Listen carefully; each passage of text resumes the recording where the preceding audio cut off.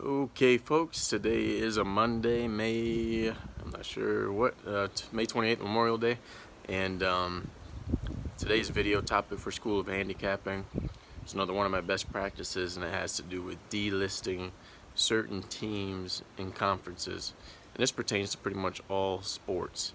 I just think there's something about evaluating every single team out there. You just can't do it. There's going to be a certain amount of teams that you are just not going to be able to see the future value for. And for me, I'll give some examples. Unless for me in the NFL, the San Diego Chargers, the Jacksonville Jaguars, and the Philadelphia Eagles. Those are three teams. And the Eagles were a team kind of that I happened to put on the board towards October, November last year. I had 7 losses in the NFL, and 3 of them were with Philadelphia.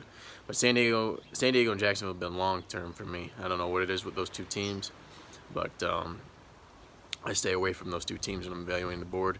I'll memorize the other spreads of the other games that are going on, and those teams I'll leave off the board. So they're not even part of my handicapping. College football, Big 12, I've got to think about with the Big 12. Probably, I just don't like the style, so I don't want to handicap a style I don't like. And then in college basketball, the Atlantic 10, I've got George Washington, VCU. Those are 2 teams that I have delisted, blacklisted. And then the MLB, also again San Diego, there's something about that team. San Diego, the St. Louis Cardinals, and the Miami Marlins. So if you ever see a pick from me on those teams, you'll never see it in the NFL.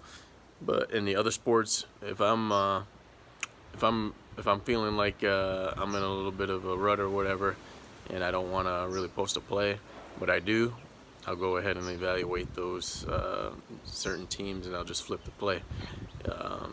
And 9 times out of 10 it's going to win. I'm sure some people have seen some VCU games out there in George Washington. That's where they come from. But just make sure you're ensuring delisting of certain teams, and you're going to have a higher percentage.